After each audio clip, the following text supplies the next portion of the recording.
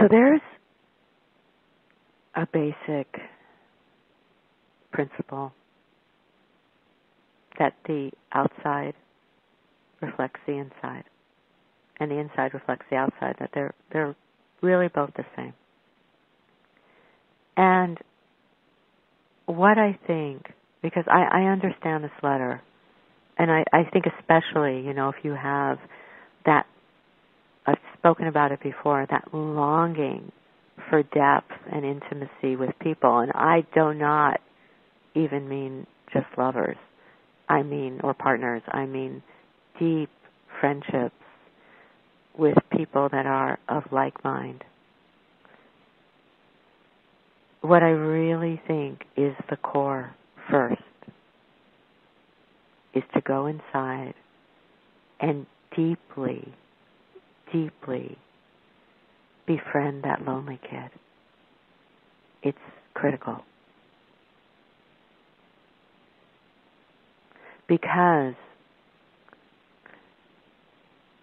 once you make the top priority that depth of intimacy, and I really don't even want to make it just like the lonely kid inside, because you could also apply this to the Venus-Mars class that I just did, which if you haven't heard yet, whoever wrote this letter, I think the Venus-Mars class would help enormously, because it's like 4 hours of endless going into this.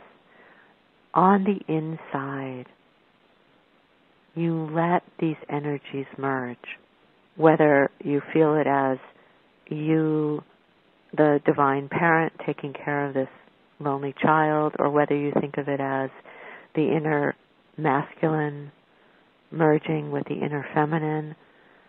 The inside is where it happens first. Because otherwise, the loneliness can get really easily projected onto the outside, and then even people that are drawn to you, you sound wonderful. You sound deep and profound, but if it isn't taken first to the inside, then sometimes people can feel it as neediness, and then they run away, even when they're drawn. And it's not because there's anything unworthy. It's just because they get a certain kind of intensity that has to go on the inside first. And one of the keys I was sort of seeing was when you said the thing about people will never, I need to get this from somebody who will never leave.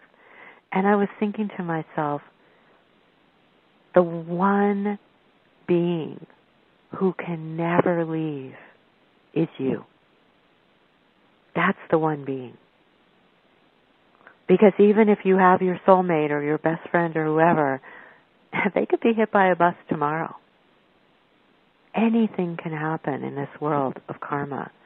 But you making that friendship with you, that vow of like, I will never leave you. I will never abandon you. I will vow to take care of you and love you and keep telling you that you are enough and you are beautiful and you are valuable. You're the one. You're the one who does that with that inner one. And then, what's ironic, this is to me like just God's funniest gift. But it's like the more you do that, the more it comes from the outside. With real people that are resonant. Because boy, do I understand what you're saying. With this isn't about just filling up your life with a lot of random bodies because you're scared of being in the room alone. You're talking about real intimacy and depth. And I do believe that comes when you make the focus first on the inside. And, I'll tell you something really funny with that one, because I've often thought about it myself, that a lot of the people that I feel closest to when I see them in person, we don't always have to talk. And that's actually how I kind of know them. You know what I mean? Like, they're people that are really comfortable being quiet with me. And because I like being quiet. I love talking, but I like being quiet. And one of my favorite things is to be with somebody else and quiet. And I think so many people think they have to fill up the space, or, you know, that all intimacy happens through talk. So I think what happens is the more you get comfortable getting quiet with you on the inside and loving you and speaking to you, the more those people can come kind of without a lot of fanfare, and you're not auditioning, you're not trying to convince the person of your worth, you're not trying to dazzle them. You just kind of enjoy each other's presence. And you don't have to barrage the person with a lot of story or stuff. You're just together. You're just together. So I would say try that. I'm so glad you asked this. And I really think it's the key. And then, of course, there's changing prayers. I love how you're like, please don't just make this about offering and changing prayers. It's like, yes, but the truth is that changing prayers are invaluable, because especially if you feel lonely, you can even do one that says, allow my loneliness to take me deeper inside. Allow my loneliness to let me love and coddle that inner divine.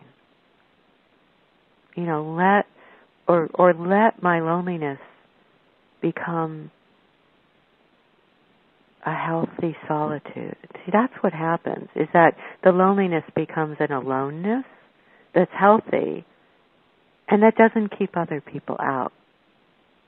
It's like it's healthy, but then the right people are also welcome.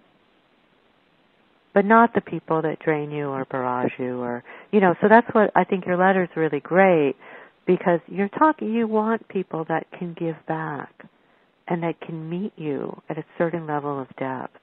And I understand that, and that's a worthy longing. And I promise you, if you put the energy into making yourself that inner friend, the other people will come no matter where you live. The divine's very creative. They will come in response to the friendship on the inside. So I hope that really helps. Thank you for writing that.